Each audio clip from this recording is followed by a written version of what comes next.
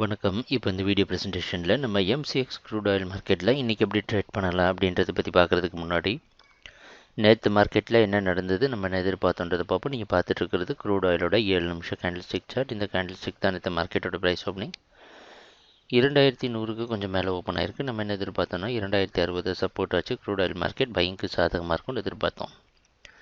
Price open ஆனதுக்கப்புறம் ஓரளவுக்கு பையிங்க்கு சாதகமாக இருந்த க்ரூட் ஆயில் 2120க்கு மேலே நிற்க முடியாத காரணத்தினால மறுபடியும் சரிவை சந்தித்து 2060 அப்படின்ற முக்கியமான சப்போர்ட்டை டெஸ்ட் பண்ண முயற்சி செஞ்சுருக்கேன்.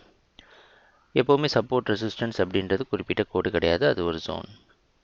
2060 சப்போர்ட் எடுத்த க்ரூட் ஆயில் மார்க்கெட் 2120 உடைச்சதுக்கு பிறகு மார்க்கெட் சடன்னு அடுத்தடுத்த டார்கெட்டை தொட்டிருக்கு. 2240க்கு கொஞ்சம் மேலே போயிட்டு இருக்கு. 2220க்கு மேலே அதால் நிற்க முடியாமல் கீழே வந்து 2202 க்ளோஸ் ஆகிருக்கு.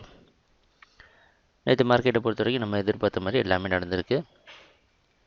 இன்றைக்கி மார்க்கெட்டோட ப்ரைஸ் ஓப்பனிங் நேற்று எங்கே க்ளோஸ் ஆச்சோ அது பக்கமாகவே ஓப்பன் ஆகிறதுக்கு வாய்ப்பு இருக்கிற மாதிரி வெளிநாட்டில் இருக்க நைமெக்ஸ் மார்க்கெட் வச்சு பார்க்குறப்ப தெரியுது. அந்த அடிப்படையில் தொடர்ந்து இன்றைக்கும் க்ரூட் ஆயில் மார்க்கெட் பையிங்க்கு சாதகமாகவே இருக்கும்னு எதிர்பார்க்குறோம். ஒரே ஒரு மாற்றம் தான், நம்ம ஸ்டாப்பில் சொன்ன ஏற்றிட்டு 2120 100 அப்படின்றது பக்கத்தில் இந்த ஜோனாக மார்க் பண்ணியிருக்கிறோம்.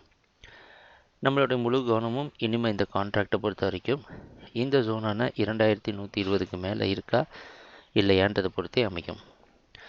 இந்த 2120க்கு மேலே க்ரூட் ஆயில் ப்ரைஸ் ட்ரேட் ஆகும் வரைக்கும் மார்க்கெட் பையிங்க்கு சாதகமாகவே இருக்கிறதுக்கான வாய்ப்புகள் அதிகம். எதிர்பார்க்குற அடுத்த டார்கெட் 2260. ஸ்டாப் லாஸை பொறுத்த வரைக்கும் பார்த்தீங்கன்னா கொஞ்சம் பெருசாக இருக்க மாதிரி தெரியுது. மார்க்கெட்டோட ஏற்ற இறக்கங்கள் அதிகரிக்கிறப்ப ஸ்டாப் லாஸும் அதிகரிக்கும்.